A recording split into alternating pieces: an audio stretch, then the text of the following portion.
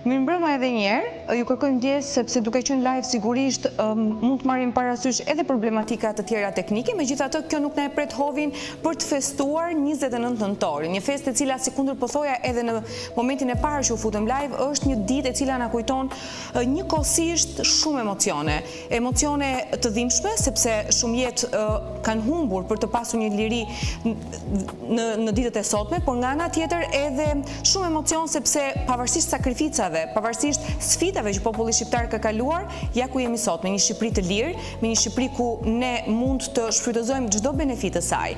Në fakt 29 nëntori është nga ato ditë të cilët nuk na kujton vetëm historinë, nuk na kujton vetëm ekzistencën tonë, por na kujton se ne kemi shumë pasuri dhe është një ditë ku mund t'i festojmë këto pasuri nëpërmjet mënyrave të publikuarit, mënyrave të ndërgjegjësuarit, të shprehurit të mendimeve dhe emocioneve, krijimit të festave të ndryshme që realizojmë, e një ndërto është edhe bërja një emisioni si Balans. Sot në fakt ngjyrat e Balans janë kuqezi në emër të kësaj dite dhe në nder të kësaj dite, por nga ana tjetër edhe për ta sjellë pak ndryshe.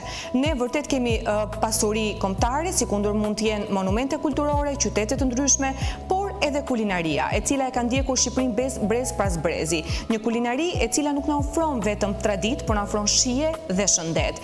Duke qenë zonë mesdhetare, duke qenë një vend i cili ka vërtet shumë toka pjellore dhe me pasuri të mëdha, ne kemi mundësinë që të jetojmë të shëndetshëm.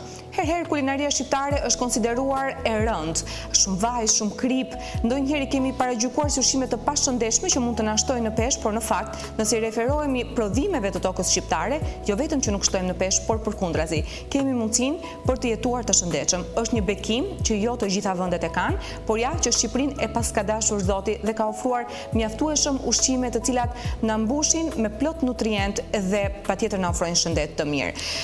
Ndërshekuj, Shqipëria është konsideruar si një ndër vendet me traditë të lashtë, me kulturë e cila është në zë. Nuk është një vend i cili ka një histori që njihet rreth Ballkanit apo vendeve të Europës, por ka bërë histori dhe emër në shumë vende të mëdha të botës dhe patjetër që kulinaria është një ndër ato thesare të çmuara që mund të ruhet edhe nga UNESCO. Shumë pjata të ndryshme, të cilat ruhen nga UNESCO jo si pjatë, por si metodë të përdorimit të ingredientëve, si mënyrë të përgatitjes së këtyre pjatave, janë ruajtur nga UNESCO si një pasuri e vërtet botërore. Dhe kjo është vërtet një lajm për t'u krenuar dhe për t'u mburrur në mbar botën se kulinaria shqiptare është përtej kufive. Dhe nëse i referohemi disa prej pjatave, një ndërto është byreku i përmetit, janë glikot përmetare, tava e kosit e Elbasanit, japrakët me gjetherushi që në fakt unë si me origjinë nga Berati them se janë të Beratit, por janë të gjithë Shqipërisë, në të gjitha tokat shqiptare ku ka vreshta dhe fatmirësisht në Shqipëri ka vërtet vreshta pafund që na ofrojnë sasi të larta të varieteteve të ndryshme të rrushit, të cilët janë shumë të pasur me antioksidant. E kështu kemi edhe pitet e bëra me hithra edhe me miell misri. Imagjinoni sa shumë e pasur është tradita shqiptare, sa shumë e pasur është tryeza shqiptare dhe po ashtu zemrat tona. Ne nëse i referohemi veriut të Shqipërisë, patjetër kemi malet e larta që na ofrojnë kullota pafund dhe na ofrojnë mish të shijshëm. Është për t'u habitur. Në fakt po e ndaj me ju një sekret. Unë si natyrë nuk e kam të preferuar mishin, jo për hir të profesionit të dietologjisë, por sepse nuk preferoj të konsumoj mish. Ndoshta është ndër ato pjata që nëse do ulem kur nuk do kisha zgjedhur. Por nëse më vjen një mish i cili është prej Shkodrës, prej po themi Tropojës, prej Dibrës, prej Tamarës, prej Vuthaj, Guci, realisht unë Vermoshit gjithashtu do ta kisha preferuar. Më ka ndodhur të jem në Vermosh përpara pak kohësh dhe jam çuditur se si një pjatë mishi të gjithë prej Qingjit unë e kam mbaruar duke menduar se pas kësaj pjate do të kisha plasur, por jo që nuk ndodhi, por përkundrazi, nuk e kam ndier absolutisht rëndesën. Dhe kjo fal kullotave alpine, të cilat na ofrojnë një mish të pasur me vlera dhe nutrient. E pastaj le të zbresim pak më poshtë me gështenja, të cilat janë edhe pjesë e sezonit ku jemi, vjeshdimër, dhe patjetër që na ofrojnë sasi të larta të karbohidrateve dhe të energjisë nëpërmjet fibrave që ofrojnë. Dhe të mos ndalemi vetëm në veri, le të zbresim pak më poshtë aty ku ne do të kemi një ushqim të pasur nëpërmjet agrumeve, drithrave të ndryshëm, e po ashtu pjatave të cilat realizohen nëpërmjet grurit si pjesë e grupit të dritrave, por nga ana tjetër edhe e këtyre bimëve që unë përmenda hithra, spinaq e kështu me radhë. Ajo në fakt çfarë bën të ndryshme ose le të themi të veçantë kuzhinën tonë shqiptare është fakti që ne i kemi të gjitha ushqimet në të gjitha sezonet. E nëse duam të shkojmë në jug, më thoni, kush nga ju do të kishte preferuar pak peshk të freskët nga brigjet e jugut, apo ndoshta midhje të ndryshme dhe fruta të detit të cilat na e pasurojnë ushqyerjen me shumë vlera. E për të ndalur pak më detaje, ne do të jemi në një pjesë tjetër të pjesës së parë, por tani do të kisha dashur të ndiqnim një insert të shkurtër ku do të shpjegojmë se si ka evoluar brez pas brezit tradita shqiptare dhe më pas do të kthehemi në studio për ta diskutuar se a vërtet këto pjata janë vetëm të shijshme apo ka ndërto edhe elemente të shëndetshme. Ndaj regjia të lutem insertin dhe kthehemi përsëri në studio për ta diskutuar.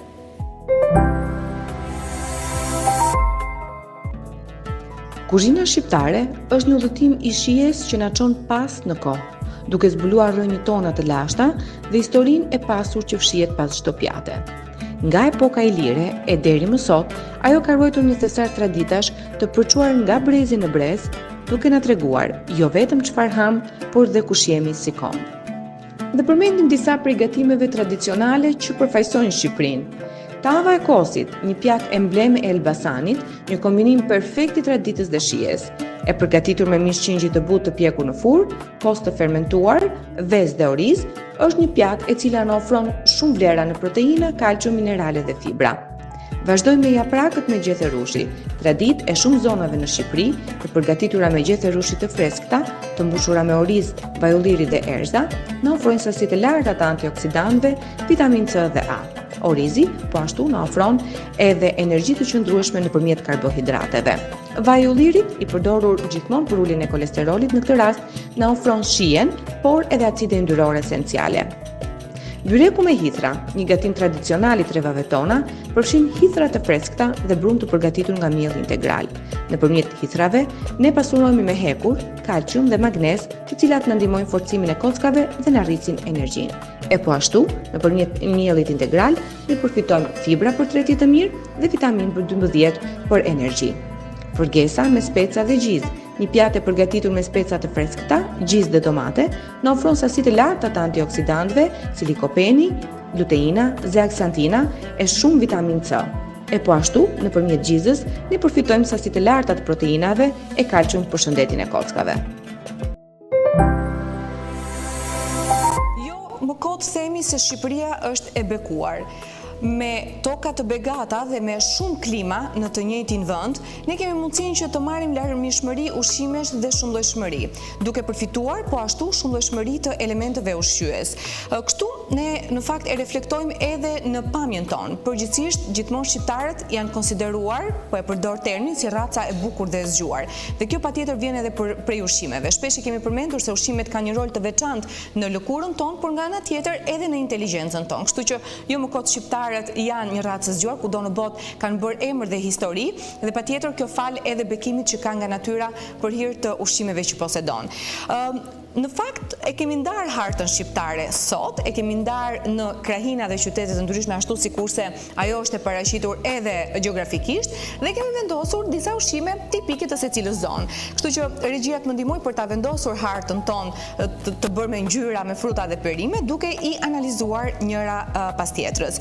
Nisemi nga veriu i Shqipërisë, Shkodra dhe Tropoja, të pasura me mjedra dhe boronica. Jam e sigurt që pak muaj më parë të gjithë kemi rendur kë kemi pasur të njohur në Tropojë për të marrë boronica të freskëta, të egra, të cilat na furnizojnë me nutrient pafund, antioksidant, polifenole, flavonide, vitamin B e të tjerë elementë të cilët janë shumë të rëndësishëm për energjinë tonë, për ndarjen qelizore, për antioksidantë të cilët na ndihmojnë dhe për të parandaluar sëmundje tumorale, por edhe për të krijuar më shumë shëndet. Po ashtu, gështenjat që unë i përmenda më sipër, kush nuk do ta donte një pasdite me disa gështenja të pjekura apo të zjera. Secili prej nesh, duke i shtuar edhe pak mjalt ndoshta për ta bërë pak më të ëmbël këtë mesvaktin e pasdites dhe nuk na ofron vetëm shije, por na ofrojnë sasi të larta të amidonit, duke na konsideruar kështu një vlerë të shtuar edhe të energjisë, por duke ofruar edhe vitaminën B, e cila bën shumë mirë për sistemin tonë nervor. Dihet që ditët e dimrit, duke qenë të gjata, ose le të themi janë shumë orë, por nga ana tjetër edhe kemi shumë natë, sepse prej orës 4-5 fillon edhe të errësohet, sigurisht që kjo nuk ndikon shumë mirë në sistemin tonë nervor dhe herë na duhet diçka për të na dhënë më shumë energji dhe gështenjat janë një burim shumë i mirë i energjisë. Djathi i bardhë, patjetër prej kullotave vjen një djath i cili dhe bulmeti në përgjithësi, i cili është shumë i pasur me kalcium, me vitaminë D, duke na ofruar mundësinë për të pasur kocka të shëndetshme dhe një sistem skeletomuskular shumë të mirë. Kuksi dhe dibra, patatet e kuksit, më thoni cili nga ju nuk i njeh. Patjetër një burim shumë i mirë i energjisë, mineraleve pafund, duke na ofruar një mundësi për të zëvendësuar her pas here edhe bukën. Shpesh dëgjojmë individë të caktuar që nuk preferojnë të konsumojnë bukën apo prej frikës se mos shëndoshen, mund të vendosin një alternativë shumë të mirë të marrjes së karbohidrateve edhe nëpërmjet patateve të kuksit. Po ashtu molla e dibrës e pasur me vitaminë C, me acide të rëndësishme organike të cilat na japin energji, por nga ana tjetër edhe na konsiderohen si forme antioksidantëve apo antikancerogjenëve. Mollët e dibrës njihen për ngjyrat e bukura, për aromën e shijshme për acidit malik, por nga ana tjetër edhe për benefitet që ofron në shëndetin tonë. E po ashtu fasulet, që janë gjithmonë traditë shqiptarëve, sigurisht në forma të ndryshme, limonka, faqekuqet, qyrë ndonjëherë ose fasulet e kuqe që zakonisht i përdorin termin zhargon, por kraina të ndryshme kanë emra të ndryshme për këto bishtaja, janë pjesë e familjes bishtajore, por që janë shumë të dashura për tryezat tona. Në pjesë të ndryshme të Shqipërisë shoqërohen me pastërma, diku tjetër me kockat ose me lëngun e kockave, pra çdo krahin ka mënyrën e vet të gatuarit dhe çdo krahin ka vlerat e veta ushqyese në një pjatë të caktuar. E po ashtu hithra, lëpjeta apo lakrat e egra, të cilat nuk janë vetëm një mënyrë për të krijuar një sallat, por janë element shumë të mirë ushqyes për të na ndihmuar uljen e nivelit të kolesterolit në gjak, ruajtjen në balancë të sheqerit, po ashtu na ofrojnë një shëndet të mirë kardiovaskular duke na pasuruar edhe me vitaminën C, e cila është shumë e rëndësishme për të parandaluar virozat stinore. E kalojmë pak më poshtë në Shqipërinë e Mesme, Tirana, Elbasani, Durrësi, duke marrë vajin e ullirit të farkës. Është në fakt Shqipëria është e begatë sa i takon ullirit si pemë dhe kështu që gati në çdo zonë të Shqipërisë ne mund të marrim ullin, por ka disa qytete tipike, të cilat ne do t'i përmendim dhe një ndër to është pikërisht Tirana, e cila na ofron nëpërmjet farkës vajin e ullirit. Agrumet, si kundërjan, mandarina, portokalli, edhe kumkuati ka filluar të kultivohet në Shqipëri, dihet që kanë një pasuri të lartë të vitaminës C, po ashtu të elementeve të tjerë dhe janë shumë të pasur edhe për sasitë të larta të ujit, duke na ndihmuar kështu të hidratohemi, duke qenë që stina e dimrit nuk na e favorizon shumë etjen, duke marrë ushqime të tilla, të cilat janë të pasura me ujë, ne edhe hidratohemi njëkohësisht. E po ashtu zarzavatet e freskëta, fusha të ndryshme të këtyre dy qyteteve na ofrojnë mundësinë të kemi prodhim të perimeve, të frutave të ndryshme, duke e pasuruar më shumë tryezën tonë, por nga ana tjetër duke i dhënë vërtet ekuilibër, balancë dhe ngjyra pjatës që ne konsumojmë. Shegët e cerikut njihen për bollëkun e tyre, shegët e ëmbla të cerikut gjithashtu na ofrojnë sasi të larta të folateve, shërben si antioksidant dhe secili prej nesh në darkat e mbledhura me familjen janë gjithkohës me kokra shegësh në dorë për t'i konsumuar mbas ushqimit ndoshta. Afrohemi në jugun e Shqipërisë, patjetër që ne gjithmonë na shkon mendja tek Bregdeti, duke marrë sasi të larta të peshqve të ndryshëm, sardeleve, por nga ana tjetër edhe të frutave të detit. Por të mos harrojmë vajin e ullirit të Beratit, që përsëri është në konkurrencë me vajrat e tjerë të ullirit të Shqipërisë, është një ndër vajrat që në fakt kultivohet ose le të themi promovohet më shumë dhe jo vetëm brenda Shqipërisë, por edhe jashtë saj, por nga ana tjetër të mos harrojmë përmetin, i cili na ofron sasi të larta të glikove të famshme. Sa i takon glikove, kur kemi bërë skaletën, në fakt është diskutuar në grup, ata vendosim apo jo, sepse duke qenë me sheqer mund mos konsiderohet një ushqim i shëndetshëm, por marrim parasysh që nëse ne dim të bëjmë një balancë të mirë ndërmjet sheqernave që vetë frutat kanë si sheqer natyror, por nga ana tjetër edhe të limonit, mund të krijojmë një gliko apo një reçel i cili nuk është konsasi të shtuar të sheqerit industrial, përkundrazi mund të na ofrohet ashtu me atë shijen tipike dhe karakteristike të një fruti të caktuar. Po ashtu arrat apo bajamet dhe lajthit të cilat mund t'i konsumojmë të freskëta nga trojet tona shqiptare. Dhe patjetër që e dim që Saranda përveç bregdetit dhe frutave të detit dhe peshkut na ofron edhe agrumet. Unë e di shumë mirë, ose le të themi të gjithë ne e dim se sa të shishme janë manderinat e Sarandës. Kujtoj këtu vitet e mia të fakultetit me mikeshat mia që i kanë pasur në dhomë prej Sarandës, të parën gjë që u kërkoja thosha të lutem më sill pak manderina. Domethënë një shije ndryshe nga çdo vend tjetër. Dhe kjo është e mira e Shqipërisë që pavarësisht të njëjtit produkt në vende të ndryshme ajo ka të tjera vlera. tjera. Kjo për hir të faktit të mineralizimit të tokës dhe të ushqimit që çdo tokë është ndryshe pavarësisht se jemi brenda territorit të Shqipërisë. E të afrojmë pak në qytetin tim, në Fier, edhe në Lushnjë, duke konsideruar Myzeqeja si hambari i Shqipërisë, një tokë plot me drithra, një tokë e cila na ofron pafundësisht fushash ku ne mund të marrim fruta dhe perime të ndryshme, duke na ofruar larmishmëri të pjatave tona dhe ide për të gatuar, sepse është shumë e thjeshtë kur ti ke përbërës ushqimor për t'i kombinuar, sesa kur ke vetëm 2-3 ingrediente nuk di si t'i kombinosh ata. Fatmirësisht, Shqipëria përmban mjaftueshëm grupe ushqimore për t'i kombinuar sipas le të themi rekomandimeve që ne dietologët zakonisht japim. Ndaj shpesh gjithmonë e them që të bësh një dietë në Shqipëri është vërtet komode dhe e thjeshtë dhe nuk kushton, sepse fatmirësisht çdo stin ka ushqimet e veta dhe në çdo stin ne mundet të kombinojmë ushqime të shëndetshme. Po ashtu Vlora e pa diskutuar për bregdetin e bukur që përmban, por nga ana tjetër edhe për pasurinë që na ofron në frutat e detit, peshkun, edhe patjetër fruta dhe perime të ndryshme. Shkojmë në Juglindje, se mos na imbetet hatri Korçës, Pogradecit dhe zonave të tilla, të cilat na ofrojnë vërtet një pasuri të madhe të mollëve. Apo peshku koran i famshëm i Pogradecit, liçenit Pogradecit, patatet e zonës së Korçës apo djathi artizanal dhe të gjitha gatimet tipike, pak lakror Korçë kush nuk do ta donte, pak petulla të fshira të Pogradecit kush nuk do t'i preferonte. Dhe pikërisht këtu lind pika e dyshimit nëse ushqimet shqiptare janë vërtet të shëndetshme, se duke qenë që përdoret më shumë vaj, më shumë gjalp, më shumë djath, më shumë brum, mund të konsiderojnë ushqime të cilat janë të pashëndetshme, por ne e kemi thënë që përdorimi i karbohidrateve në fakt në kulturën shqiptare ka ardhur dhe prej historisë, ndoshta edhe për mungesës së ekonomisë apo varieteteve të ndryshme. Por fatmirësisht Shqipëria ka ditur të marrë nga çdo kulturë, nga vendet të cilat është pushtuar, pjesë të kulinarive të tyre dhe ka ditur me zgjuar si ti implementojë në kuzhinën tonë shqiptare duke kthyer receta unike. Regjia, lutem të më ndihmoj për kohën, sepse jemi duke folur për Shqipërinë këtu dhe sigurisht si një patriote edhe unë emocionohem dhe nuk e mas dot sensin e kohës. Megjithatë, gjithmonë dua t'ju rikujtoj se emisioni Balans vërtet ka në fokus ushqimin, por nuk mund të haroj traditën. Kështu që nëse flasim për shëndetin, duhet i referohemi gjithmonë benefiteve që ushqimi tradicional vendas ka. Dhe shpesh të çdo episod unë kam thënë, referojuni ushqimeve lokale dhe ushqimeve stinore. Kështu dhe pasurojmë vendin tonë, pra qarkullojmë ekonominë vendase, por edhe marrim kaq shumë benefite. Ju rikujtoj që emisioni, pavarësisht se është live, përsëri do të jetë në YouTube në çdo moment për të gjithë ju që nuk arritët dot ta ndiqnit, çdo të premte sigurisht është live dhe ndërkohë çdo të diel nëpërmjet valve të Alb Radios ne ndiqemi në Zvicër dhe në të gjithë diasporën. Ndaj edhe harta që paraqitëm pak më herët kishte edhe pjesën e Kosovës që së bashku me veriun e Shqipërisë na ofron mjaftueshëm ushqime për të qenë të shëndetshëm dhe plot fuqi. Shqipëria është njohur për njerëz të fuqishëm, por jo vetëm në trup, por edhe mendërisht.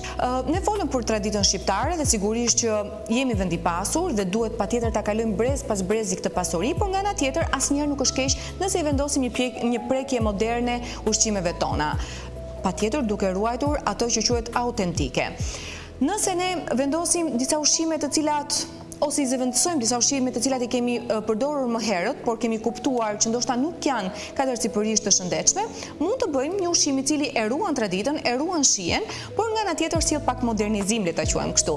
E një ndër to është përdorimi i miellit, i cili gjithmonë është konsideruar mirë të përdoret mielli i bardhë. Tani nëse përdorim miellin integral, pra pas përpunimit të tij, ne mund të marrim ato fibra të cilat janë shumë të nevojshme, duke na ndihmuar njëkohësisht ushqyerjen e mikrobiomës që gjithmonë ne kemi konsideruar le të themi kokën e të gjithë shëndetit ton, por nga ana tjetër na ofron edhe mundësi për të rregulluar nivelet e sheqerit në gjak. E dim shumë mirë që individët të caktuar vuajnë nga problematika të shëndetit, kryesisht nga yndyrnat e larta, sistemi kardiovaskular, pra zemra, apo hipertensioni arterial, diabeti e të tjera me radhë. Kështu që nëse byrekun me spinaq e bëjmë me miell të zi, pra miell integral, unë besoj që do të mbetet e njëjta shije dhe ajo çfarë është benefit do të marrim më shumë vlera ushqyese.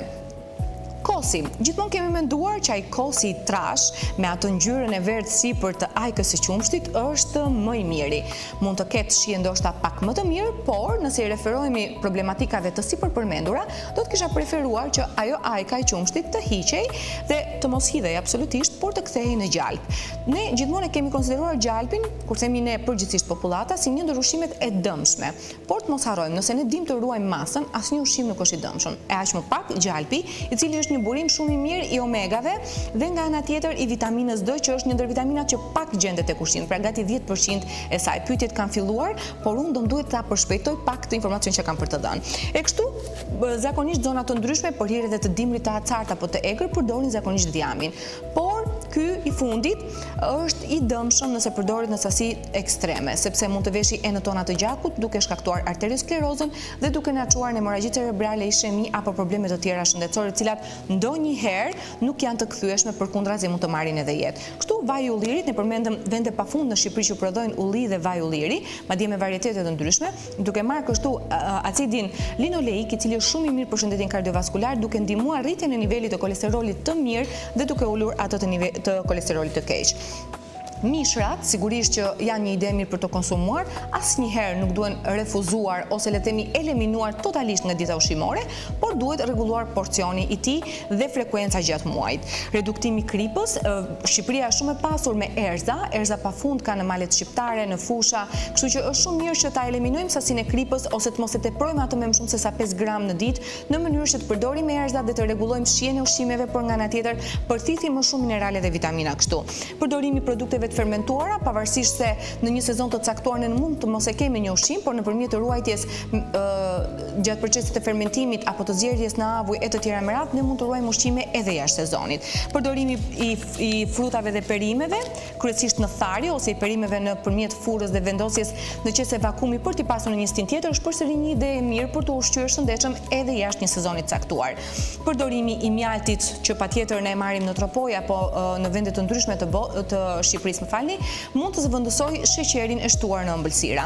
E po ashtu dritrat integral krahasuar me ato të rafinuar dhe patjetër përdorimi i ëmbëlsirave, por duke vendosur gjithmonë si sheqer frutat, duke parë kështu edhe vlerat në minerale, por duke marrë edhe sheqerna të cilat janë natyral.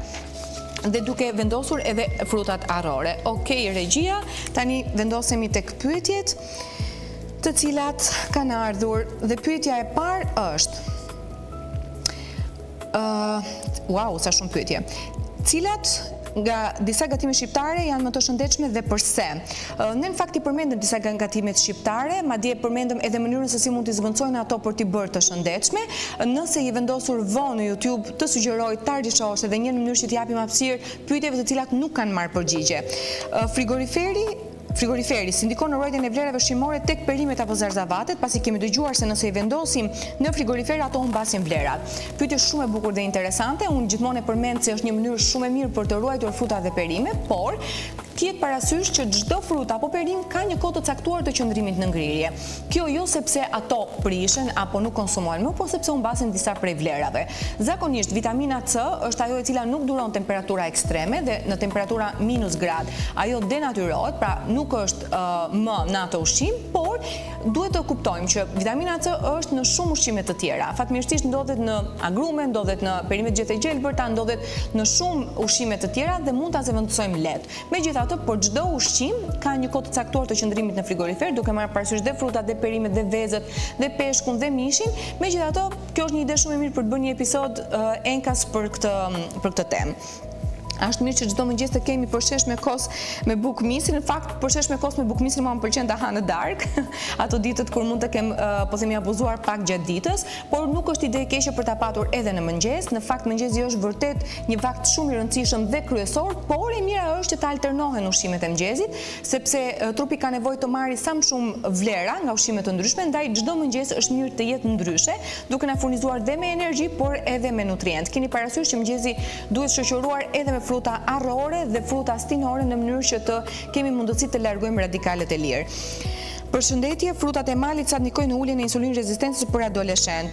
Në fakt, frutat e pyllit, boronica, mjedra, edhe të tjera elementë si këto, ose luleshtrydhet e egra, ose ndryshe quajtur dredhëzat, janë shumë të rëndësishme për të rregulluar insulin rezistencën. Vërtet janë të pasura me sheqer, por jemi duke folur për sheqerna natyral. Dhe nëse i referohemi sasisë së lartë të antioksidantëve, duhet patjetër të kemi parasysh që janë një ide shumë e mirë për të rregulluar nivelin e sheqerit të gjatë, ndaj pasurimi i ushqyerjes tuaj apo i vakteve tuaja me fruta të pyllit është një ide super e mirë. Cilat ushqime ndihmojnë të ulin insulin rezistencën për dhimbjet menstruale të vajzat adoleshente, çfarë këshillon e dashur, si mund të përgatisim salmonin në mënyrë që t'ja marrim të gjitha vlerat. Atëherë, insulin rezistenca është një temë vërtet e veçantë. Arsye ka të shumta të cilat një vajzë mund të ketë apo djalë mund të ketë insulin rezistencë, por jo patjetër insulin rezistenca mund të na sjellë dhimbje menstruale. Ajo çfarë është fakt është se vajzat të cilat kanë ovar policistik kanë shanse të larta për të patur dhe insulin rezistencën. Sa i takon dhimbjeve menstruale, jo gjithmonë varet nga insulin rezistenca, është një temë e cila duhet diskutuar me ginekologun, sepse varet çfarë problematika është ka kaluar, si ka filluar cikli menstrual, a kemi ndonjë kist tjetër veç ovarit policisteve, a kemi probleme të tjera shëndetësore, sa frekuent është cikli, a është me bollëk e tjera me radhë. Pra, varet nga problematika shëndetësore. Megjithatë, ushqyerja e balancuar me sa më shumë fibra, me sa më shumë probiotik, me sa më shumë antioksidant dhe regjimi i rregullt i ushqimit do na ndihmonte ta mbanim në balancë insulin rezistencën, por nga ana tjetër, pra duhet të rregullonim nivelin e sheqerit në gjakë, por nga ana tjetër edhe problemet që lidhen me hormonet, sepse insulin rezistenca mund të jetë edhe një, po themi, pikë sekondare e problemeve të tjera autoimune. Cilat janë disa alternativa për mëngjes tradicional shqiptar që janë të shëndetshme? Të gjitha. Për sheshim e kohës, trahanaja është shumë e shëndetshme, trahanaja edhe ndoshta ajo trahanaja e Korçës që është me domate, përsëri është shumë e shëndetshme, sepse kemi thënë që domatja përmban sasi të larta të vitaminës E, të vitaminës A, të likopenit edhe të gjithë antioksidantëve tjerë që ne kemi përmendur, kështu që një vezë e zjerë me pak bukë me vaj ulliri, me rigon dhe pak djathë, pra të gjitha ushqimet që nëna tona na kanë mësuar të konsumojmë gjatë viteve kur ishin fëmijë janë një ide shumë e mirë dhe një produkt shumë i mirë për të konsumuar mëngjesin. A janë turshit shqiptare të shëndetshme? Patjetër që turshit janë të shëndetshme, kanë sasitë e larta të probiotikëve. Ajo që e diskuton faktin e shëndetshme apo jo është nëse sasia e lartë e kripës mund t'i dëmtoj, por patjetër nëse ne kujdesemi që gjatë të bërjes së turshive të kemi edhe kujdesin për të hedhur kripën, patjetër që këto turshit janë të shëndetshme. Megjithatë, mami im gjithmonë përdor një truk që përpara se t'i konsumojmë, kur e ka kuptuar që e ka tepruar pak dorën në krip, i vendos në ujë përpara përdorimit dhe kështu sasia e lartë e kripës mund të largohet dhe ne të konsumojmë turshit. Janë të pasur, si kundërthash, me probiotik që janë shumë të rëndësishëm për shëndetin e zorës. Si mund të modernizojmë gatimet tradicionale shqiptare pa humbur shijen e tyre? Sikundër përmenda edhe pak para se të merrnim pyetjet, një mënyrë shumë e mirë është përdorimi i erëzave duke shmangur kripën, përdorimi i frutave mjaltit për të shmangur sheqerin, përdorimi i miellit integral duke zëvendësuar mielin e bardhë, konsumi i frutave arrore për më shumë yndyrë, acide yndyrore gjithmonë, përdorimi i gjalpit bio duke shmangur djamrat, zakonisht në disa zona veriore përdoret shumë, përdorimi i kosit po ashtu është një ide shumë e mirë, por gjithmonë duke patur kujdesin që ta heqim ajkën e qumshtit. Pra këto janë disa mënyra për të rregulluar dhe për të balancuar traditën edhe shëndetin. A janë ëmbëlsira tradicionale shqiptare të shëndetshme? Atëherë, në një dietë ne gjithmonë kemi një tolerancë të vogël sa i takon ushqimeve të cilat ndonjëherë konsiderohen të pashëndetshme. Ne jemi afër festave të fundvitit dhe patjetër një sfidë e madhe është tava me baklava apo përsheshi me gjelin e detit. Sigurisht, nëse ne konsumojmë pak nga sasit, asnjëherë nuk bëhet të dëmshme. Ne konsiderojmë të dëmshme një regjim i cili bazohet në ushqyerje të pabalancuar, të pasur me sheqerna, kripra e të tjera me radhë. Kështu që nëse ne kujdesemi që ajo ena që është gatuar për të gjithë shtëpinë të marrë një porcion të vogël i cili nuk do ta dëmtonte shëndetin tonë. Nëse një individ kujdeset që të përdori sasi të vogla, sigurisht që nuk ka rinë të ketë probleme me shëndetin. Për sa i takon glikove dhe sheqerna dhe më falni likove edhe reçelerave, unë e përmenda pak më sipër që nëse kujdesemi të mos i hedhim shumë sheqer gjatë gatimit, është një ide shumë e mirë edhe për mëngjesin. Në mëngjeset që zakonisht përpilojnë në regjimet ushqimore, unë e vendos një prej mëngjeseve mund të jetë një bukë po themi rreth 40 gram me pak gjalp fshati, rreth 10 gram, dhe patjetër duke vendosur pak reçel boronice apo mjedre apo një tjetër reçel fiku, gjithashtu është shumë i rëndësishëm sepse përmban edhe fibra pafund. Ndaj që gjithmonë sasia është sekreti. Çfarë ndodh me meshkujt shqiptar që janë të gjithë me barkë, nuk dëgjojnë gratë?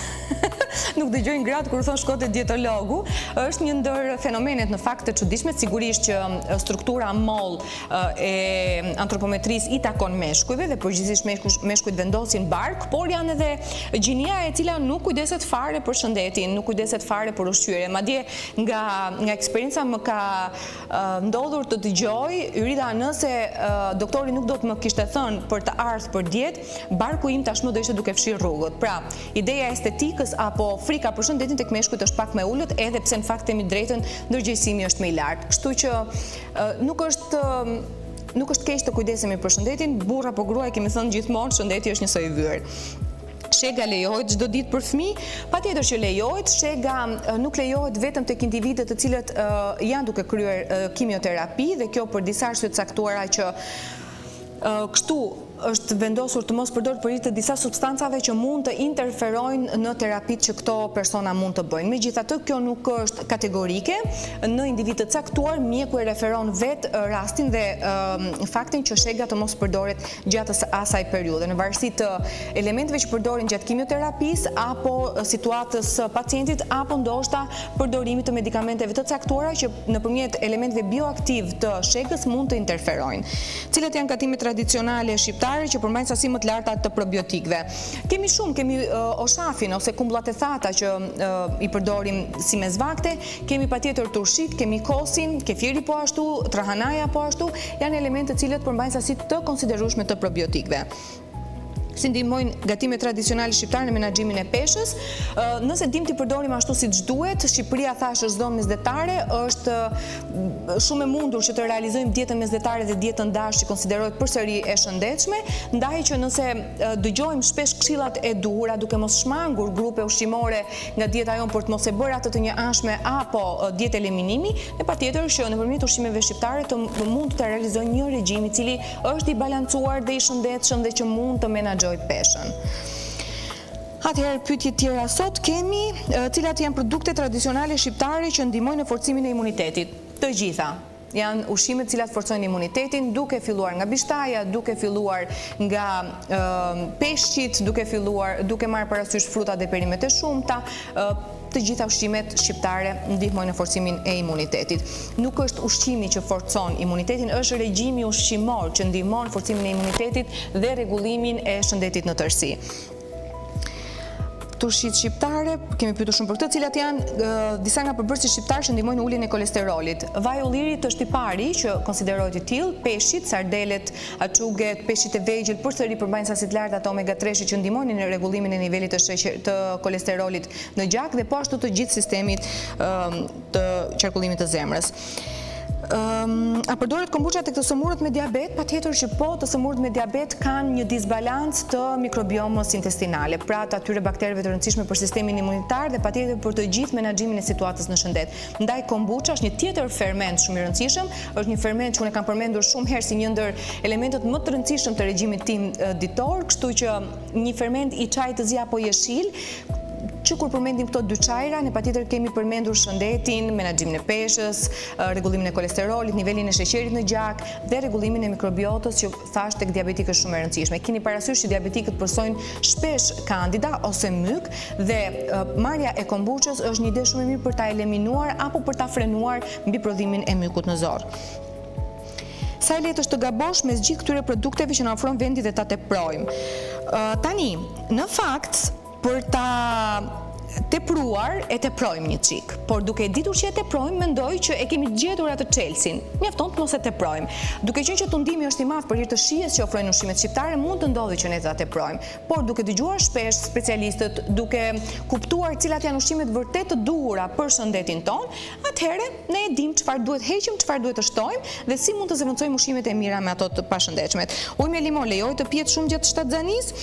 Urime për shtatzanin, qofshi të bekuara të gjitha gratë, sepse një ndër periudhat më të bukura të një femre është pikërisht shtatzania dhe gjithënia, dhe uroj që të kesh një shtatzani të mbar, patjetër që lejohet, madje. Mitet tregojnë që limoni bën fëmijë të zgjuar dhe të bukur. Në fakt mbetet në formë në një batute, por i referohet më shumë faktit që limoni përmban sasi të larta të vitaminës C dhe duke luajtur rolin në një antioksidanti na ndihmon neve për të rregulluar situatën.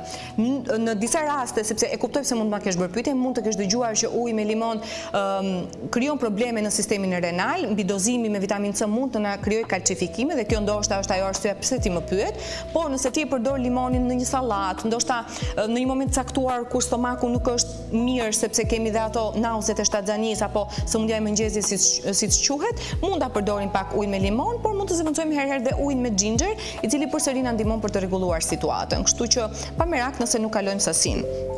E në fakt tani do doja të prezantoja një tjetër recet, e cila është edhe e preferuara ime, nuk e di mbase e bëj me hile gjej gjithmonë gjërat që më pëlqejnë mua, por jam e bindur që ju a kam prekur zemrat edhe juve me këtë recetën. Kryesisht ata të zonës së Korçës, Pogradecit dhe Vollit, do të jenë ata që do ta preferojnë më shumë këtë recet, por jo më pak ata të tjerët. Po flasim këtu për pllaqit.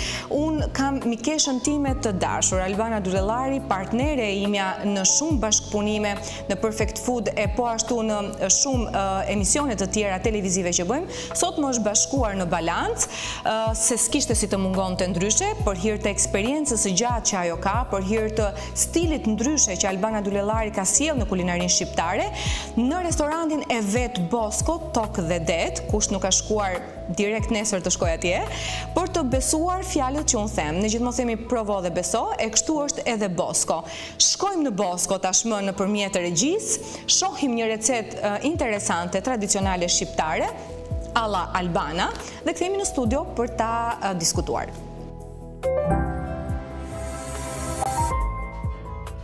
Përshëndetje të dashur miq të emisionit Balans. Meqense jemi tek festat e nëntorit dhe si temë emisioni sot ka traditën shqiptare, përzgjodhëm për sot një recet tradicionale shqiptare të Korçës, pllaqi, po do t'i sjellim pak sasi ndryshe. Jemi të shikojmë recetën bashkë. Atëherë, siç ju thash, receta është me fasule pllaqi. Fasule pllaqi do duhet minimumi t'i lëm 24 orë në ujë. Ne kemi vendosur që dije në darkë edhe po i përdorim sot. Do i vendosim në ujë për të valuar.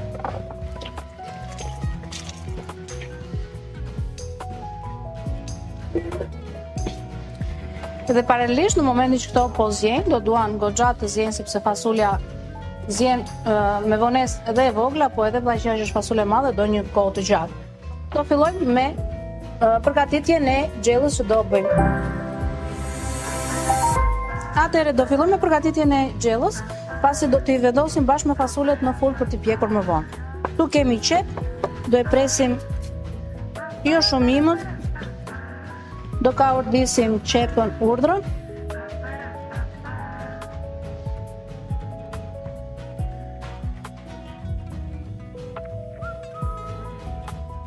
Ka ordisim qepën dhe paralelisht kemi spec të kuq dhe spec jeshil.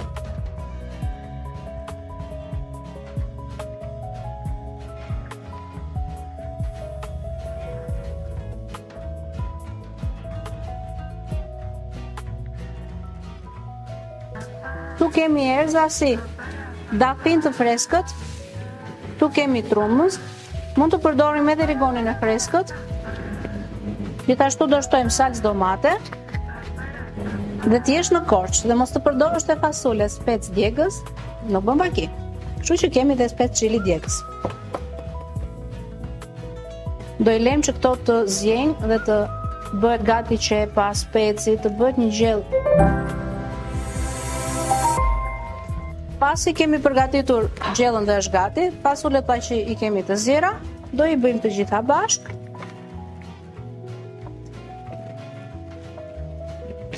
Pasi kemi vendosur te tava, më pas do i vendosim në furrë për rreth 15-20 minuta. Shikojmë që duhet të jetë e mpiksur dhe lidhur salsa, mos të jetë siç kemi fasulet gjellën me lëng. Kjo është edhe receta jonë për sot. Ju bëf të mirë dhe gëzuar festat.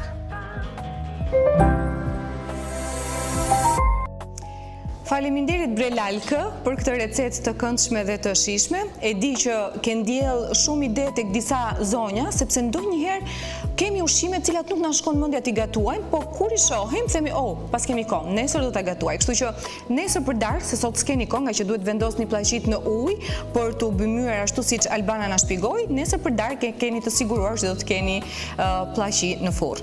Tani, ne folëm për traditën, folëm për kulturën shqiptare, folëm për mënyrën se si brez pas brezi është trashëguar, por gati mbeti brenda kufive të Shqipërisë. Dhe në fakt, kulinaria shqiptare ka marrë dhënë, themi ne, dhe gjithmonë për mirë. Shqiptarët kudo që kanë shkuar në botë kanë përhapur kulturën e tyre nëpërmjet fqinjve ndoshta të huaj që kanë patur apo kolegëve në punë, duke kthyer një dashuri ushqimin shqiptar. Dhe e shohim që dhe të huajt kur vinë në vendet tona, gjithmonë kërkojnë ushqime tipike të cilat i kanë dëgjuar nga shqiptarët në vendet e tyre. Por kjo nuk është ndonjë gjë e re. Në fakt ka vite, shekuj me radhë, ku pjatat shqiptare janë servirur deri tek Napoleon Bonaparte. Duket e çuditshme, por në fakt po. Disa ushtarë shqiptar po themi të periudhës osmane, më falni, të perandorisë osmane, nëpërmjet gatimeve të tyre kishin rënë në sy. E kështu, një legjendë shqiptare tregon se gjatë fushatave të tij ushtarake, Napoleon Bonaparte kishte shijuar një variant të byrekut shqiptar të përgatitur nga ushtarët me origjinë shqiptare në Ushtrinë Osmane. Shija unike thuhet se e kishte mahnitur duke bërë byrekun një nga gatimet që ai e përmendte shpesh në tryezat e tij dhe e kërkonte gjithmonë në baketet e shtruar për të tjerët. Flia shqiptare gjithmonë është konsideruar si simbol i paqes. Në disa fshatra të Shqipërisë së Veriut, përgatitja e flies përdori si një akt pajtimi mes familjeve që kishin konflikte. Përgatitej bashkarisht nga gratë e dy familjeve dhe konsumi i saj simbolizonte fundin e armiqësisë. E në fakt kjo kulturë u trashëgua dhe në vendet e ndryshme të botës kur ata shkonin. Tava e Elbasanit, një ndër traditat shqiptare që në fakt është e përhapur në të gjithë Shqipërinë, edhe pse origjinën e ka prej Elbasanit, është shtruar në drekën e mbretëreshës Elizabeth II. Duket sikur janë legjenda, por në fakt janë të vërteta. Thuhet se gjatë një vizite të një delegacioni shqiptar në Mbretërinë e Bashkuar, tava e kosit nga Elbasani ishte përfshirë në një menu të veçantë të ishte shijuar nga mbretëresha Elizabeth II, duke marrë komente pozitive për thjeshtësinë dhe shijen e saj të veçantë. Le pastaj ta kishte ditur Elizabeta se sa në fakt vlera ushqyese ka tava e kosit. Midhjet shqiptare të butrintit janë gjendur në restorantet e New Yorkut. Midhjet e butrintit, të njohura për cilësinë dhe pastërtinë e tyre, janë eksportuar në Shtetet e Bashkuara të Amerikës dhe janë përdorur në disa prej restoranteve më të njohura të New Yorkut. Ballakumet e famshme shqiptare janë gjendur edhe në sallonet e Vjenës. Vjena nuk njihet vetëm për valsin, po me sa duket edhe për ballakumet shqiptare. Gjatë periudhës së rilindjes, disa shqiptarë që jetonin në Austri kishin prezantuar ballakumet në sallonet aristokrate të Vjenës. Ato ishin vlerësuar për strukturën e tyre të veçantë dhe përfaqësuan Shqipërinë si një vend me tradita të pasura kulinarie. Japrakët të preferuarit e mi, si ushqimi preferuar edhe i Sultan dhe Osman, japrakët me gjetherushin, një gatim shqiptar i njohur për freskinë dhe shijen e tij, thuhet se ishte pjesë e menus zyrtare në oborin Osman. Përgatitja e tyre në Shqipëri ishte kaq e veçantë sa disa sultan preferonin t'i merrin nga zona shqiptare. Dhe në fakt, të gjitha zonjat që shohin ato telenovelat në pasdite e kanë vënë re që ka gjithmonë japrak në ushqimet që serviren në për ato filma. Kështu që ta din ata sepse kanë prej nesh këtë pasuri. Ullin shqiptar në kuzhinat italiane. Edhe pse vetë Italia njihet për ullin, përsëri ullin shqiptar zën një vend të rëndësishëm në tryezat e tyre. Ullinët e Shqipërisë, veçanërisht ata të Beratit dhe Dukatit, janë eksportuar në Itali dhe janë përdorur për vajin e ullirit ekstra të virgjër. Në disa rajone të Italisë, vaji i Shqipërisë konsiderohet një cilësi e lartë dhe përdoret si bazë për gatimet e sofistikuara. Në fakt vaj ulliri kemi shumë, kemi vajin e ullirit të Beratit, të Dukatit, të Himarës, të Sarandës, pra kudo në Shqipëri ne mund të marrim vaj cilësor. Korani po Gradecit i servirur në Romën antike. Sipas disa dokumentave historik, peshku koran nga liçeni po Gradecit ishte një nga produktet eksportuara drejt Romës dhe konsiderohej një delikatesë për shkak të mishit të butë dhe të pasur me ndyra të shëndetshme. Turshitë shqiptare tek ambasadorët francezë. Në fakt, francezët njihen për kombinime të çuditshme të shijeve, ndërmjet të ëmblës dhe të kripurës, të aftës dhe përsëri të një shije tjetër që mund të jetë kripur apo e ëmbël, por ja që nga mahnitur nga turshit shqiptare.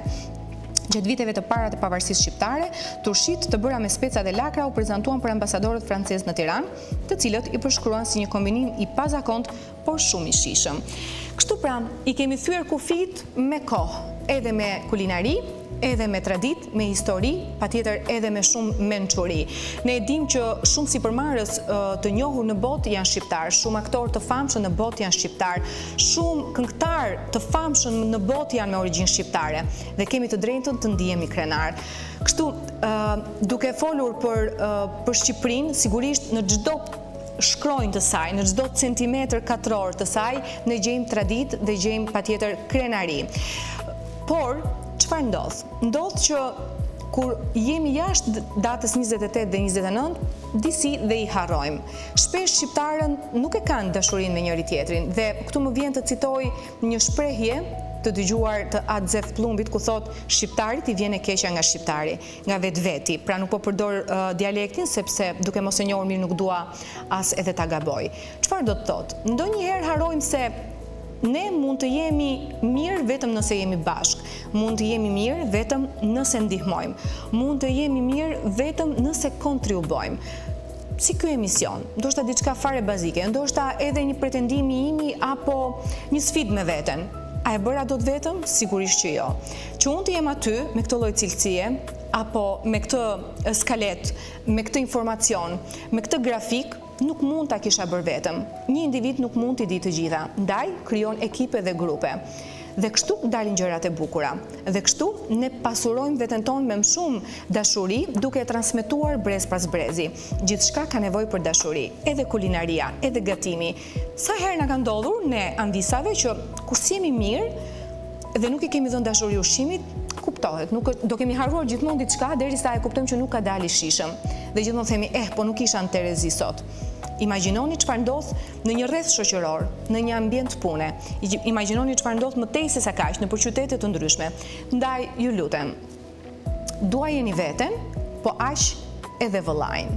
Ne gjithmonë jemi cituar për histori të pakëndshme të tipit mos të ketë vllai, por unë nuk dua asgjë. Përse jo? Nëse kemi të gjithë, gjithmonë është mirë. Nëse dikush tjetër është mirë, jam mirë edhe unë. Në këtë lloj forme jemi të gjithë mirë dhe bëjmë gjëra të bukura. Dhe le të jetë ky një mesazh për çdo, si për ata që ndoshta deri më sot mund të kenë gabuar diku, si për ata që ndoshta nuk e kanë menduar kështu. Dhe unë mendoj që le të mbetet Shqipëria si një vend ku gjithmonë prodhon kultura dhe tradita, por nga ana tjetër dhe që prodhon individ, njerëz. Ne kemi nevojë për njerëz të mirë. Ashtu siç shija e mirë në ushqime, ashtu edhe shija e mirë tek bota jashtë. Duhet patjetër të trashëgojmë edhe kulturën tonë si individ duke treguar kush vërtet jemi, jo nëpërmjet dhunës apo mënyrave të tjera, por nëpërmjet inteligjencës tonë, produkteve të mira që nxjerrim dhe nga ana tjetër projekteve të mëdha. Kështu që le të festojmë 29 nëntorin me më shumë dashuri, duke uruar që viti i ardhshëm të jetë edhe më i begat, dhe kur flasim për i begat, flasim edhe për këtë dashurinë që thash mes veti, sepse nëse nuk ka dashuri mes njëri tjetrit, nuk mund të ketë begati. Dhe patjetër që le të mbetemi të frymëzuar nga një temë si kjo e sotmja, duke sjell më shumë ide, por nga ana tjetër edhe më shumë kreativitet, duke kuptuar që kulinaria shqiptare nuk është vetëm e shijshme, por edhe e shëndetshme, kështu e kemi të qartë se çfarë do të gatuajmë në tryezat tona duke konsideruar të gjitha vaktet. Për ata që nuk e ndoqën, emisioni do të jetë i transmetuar në YouTube, kështu që aty ku harta u bë e ngrënshme, ju mund të zgjidhni ushqimet tuaja të preferuara, mund të telefononi njerëzit që i keni në vende të ndryshme ku ofrohen ushqime të caktuara tipike të atij vendi, mund të pasiguroni frigoriferët tuaj dhe të gjitha vendet ku mbani ushqimet duke patur shëndetin në shtëpi. Mbaj mend, IMM duke qenë infermiere ka pas punuar në spital dhe normalisht është hasur me shumë sëmundje të ndryshme dhe në një periudhë të kohës të 92-93, një mjek i huaj vjen për ndoshta studimet e veta aty, dhe e kishin pyetur mjekët shqiptar çfarë antibiotiku të përdorim sa i takon një infeksioni të lëkurës së një pacienti. Dhe ai kishte thënë, ju shqiptarët nuk e dini sa të pasur jeni. ju shqiptarët nuk keni nevojë për farmaci, sepse toka shqiptare është një farmaci. Dhe duke thënë këtë, nuk kuptojmë që ne kemi të gjitha erzat, të gjitha elementët, të gjitha ushqimet për të mos arritur deri tek dera e farmacisë. Kështu që sa më shumë ushqime të shëndetshme, sa më shumë diell, sa më shumë ajër të pastër në det apo në pyje, dhe kështu do të jemi të shëndetshëm përgjithmonë. I vjen fundi shumë shpejt emisionit, përsëri më duhet të falenderoj ata që më mbështetën këtë emision, ju falenderoj shumë ju që sot ishit vërtet të zjarrt ashtu siç gjithmonë jemi, dhe të kujtojmë që Kuqezi jemi çdo ditë dhe jo vetëm 28 dhe 29 nëntor. Ishte një episod shumë i bukur. Nuk e di pse u preka, por me sa duket thellë vërtet jemi të gjithë patriot, edhe pse ka gjëra që në këtë vend nuk na pëlqejnë. Uroj që këto fjalë të shkojnë pak më tej se sa thjesht ju që na dëgjuat, të shkojnë më shumë tek zemrat tuaja dhe ta bëjmë Shqipërinë një vend të bukur dhe të paqët. Shihemi të premten e radhës me një tjetër temë interesante.